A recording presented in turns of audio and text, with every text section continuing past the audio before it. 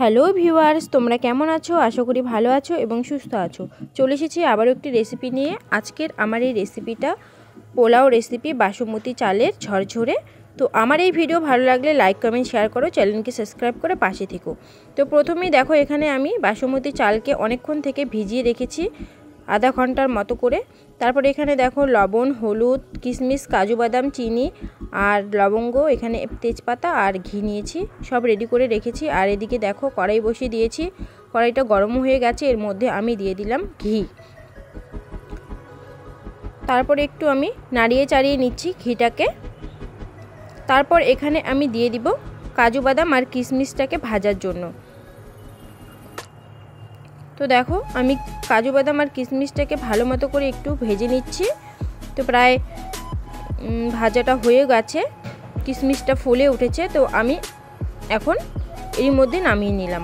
তারপরে দিয়ে দিলাম এখানে আমি একটা দারচিনি, লবঙ্গ আর এলাচ দিয়ে ভালো মতো করে ঘেটে নিচ্ছি। তারপরে দিয়ে দিলাম একটা গোটা তেজপাতা, দিয়ে আবারও নাড়িয়ে চাড়িয়ে নিলাম। তারপরে দিয়ে দিলাম আমি চালটাকে, দিয়ে এখন ভালো মতো করে আমি মিশিয়ে নেব। তোমরা চাইলে সব কিছু দিয়ে আগে থেকেই মিশিয়ে রাখতে পারো। তো এখন আমি দিয়ে দিলাম হলুদ গুঁড়ো আর দিয়ে দিলাম স্বাদ মতো লবণ, দিয়ে আবারও ভালো মতো করে আমি সবগুলোকে মিশিয়ে নিচ্ছি। তো দেখো আমার মেশানো হয়ে গেছে, আমি 2 মিনিট ধরে মিশিয়ে নিলাম। তারপর এখানে আমি দিয়ে দিলাম মিষ্টি অনুযায়ী চিনি। তোমরা যতটুকু মিষ্টি খাবে ততটা পরিমাণে চিনি দিয়ে দিবে। আমি যতটুকু মিষ্টি খাবো সেই অনুযায়ী আমি চিনিটা দিয়ে দিয়েছি। আর পোলাও একটু খেতে মিষ্টি মিষ্টি ভালো লাগে। তো দেখো বন্ধুরা, অনেকক্ষণ থেকেই আমি চালটাকে ভালো মতো করে ভেজে নিলাম। তো এর মধ্যে আমি এখন দিয়ে দিব গরম জল। আর এই বাসমতি পোলাওয়ের মধ্যে গরম জলটা দিলে বেশি ভালো হয়। তো এখন আমি কিছুক্ষণের জন্য ঢেকে দেব।